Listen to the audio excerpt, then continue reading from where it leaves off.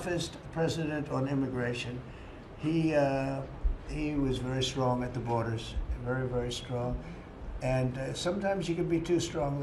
He was strong at the borders, and during a certain period of time, they were so strong that almost every farmer in California went bankrupt. And we have to remember that. We have to work together, and we have to remember that.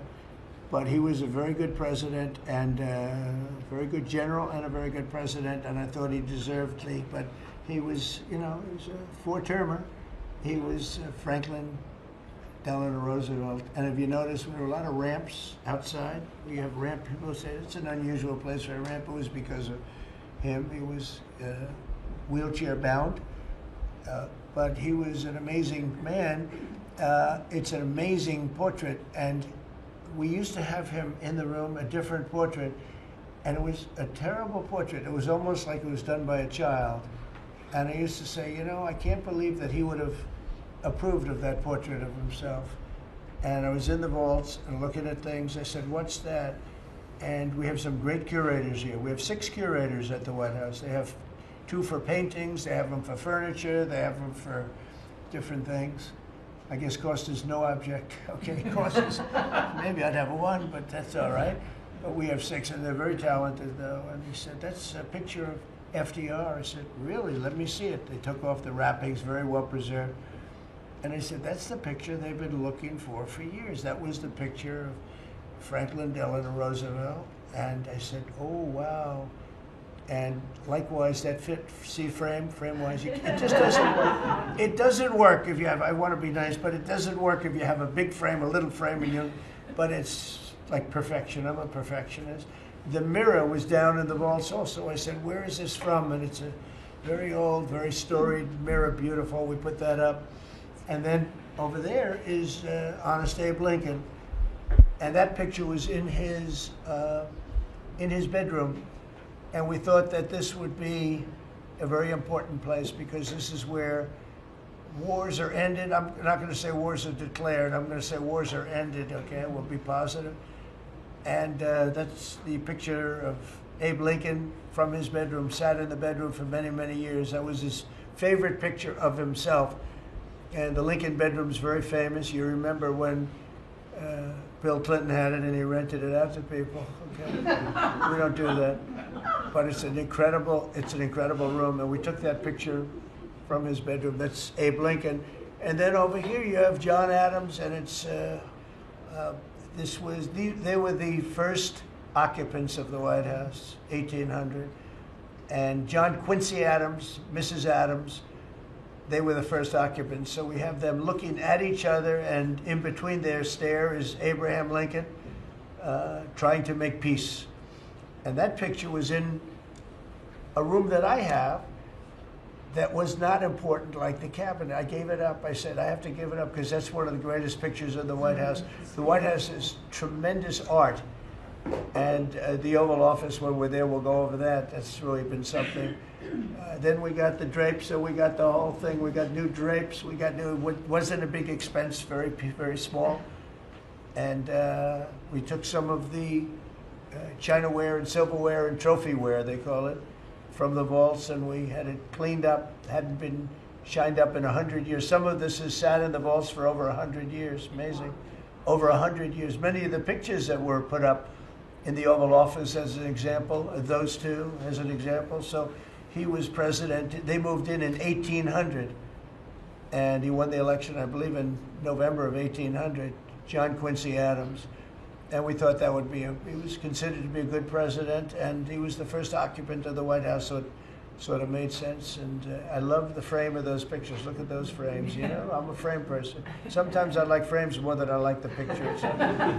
And we have the flags of the Marines, and Space Force now has its own flag. I'm very proud of Space Force, but the Army, Navy, Air Force, Marines, Space Force, the whole thing. And Coast Guard is right there. You never forget the Coast Guard. They do a great job. So we have the flags throughout the office. And it's really become quite a beautiful place. I don't want to tell this, Marco pointed it out. I was going to leave the clock. So as president, you have the power. If I go into the State Department or Department of Commerce or Treasury, If I see anything that I like, I'm allowed to take it. Do you believe this? So I'm in Marco's, I see this gorgeous clock, grandfather clock, and there it is. I said, Marco. He didn't know about it.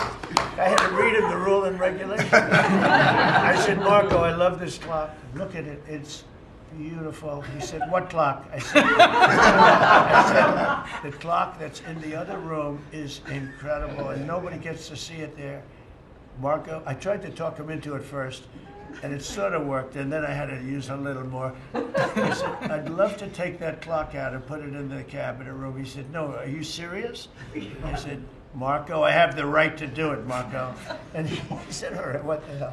So that's his contribution to the cabinet room. But it's, by the way, it's an incredible clock. And, you know, it's an important room. So you may see it again. Maybe we'll move it back someday. Anyway, so that's pretty much it. But it really is great. Here we put on, you know, these lamps have been very important, actually. Whether people love them or not, but if you see pictures like Pearl Harbor and Tora Tora Tora, you see movies about the White House and where wars are being discussed. Oftentimes they'll show those lamps or something like those lamps, something that looks like them, probably not the reals, because I don't think they were allowed to. This is a very important room. This is a sacred room, and I don't think they made movies from here. You never know what they do. But they were missing medallions. See the medallions on top? They had a chain going into the ceiling.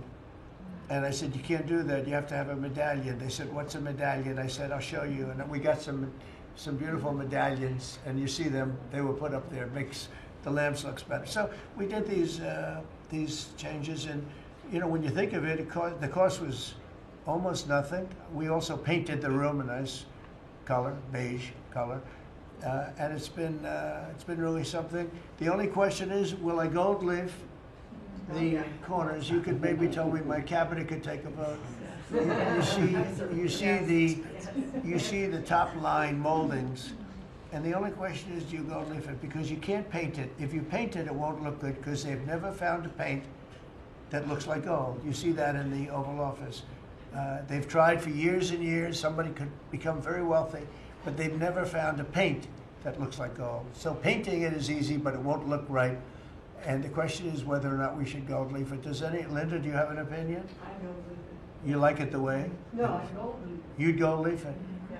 Who would gold leaf it? Could I raise you? How about, would you gold leaf it? I was going to ask about McKinley. One of their favorite presidents. Well, McKinley was a great president who never got credit. In fact, they changed the name of Mount McKinley, and I changed it back, because he should have been, the people of Ohio he was the governor of Ohio. The people of Ohio were very happy when I did that. I heard they were very insulted. They took the name of Mount McKinley off. That was done by Obama a little while ago, and I had to change it back. I changed it back. He actually was a great president. He was a president. He was the tariff, the most, I guess, since me.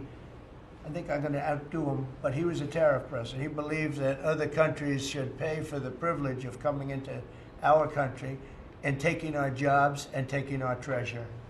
That's the way he explained it. They took our jobs and they took our treasure, and for that they should pay. And he made them pay, and he built a tremendous fortune. In fact, in 1887, they had the Great Tariff Committee was set up in 1887 because our country had so much money, we didn't know what to do with it. And they set up a committee of, as they called them, elites, a term that we have to change, because I think a lot of the people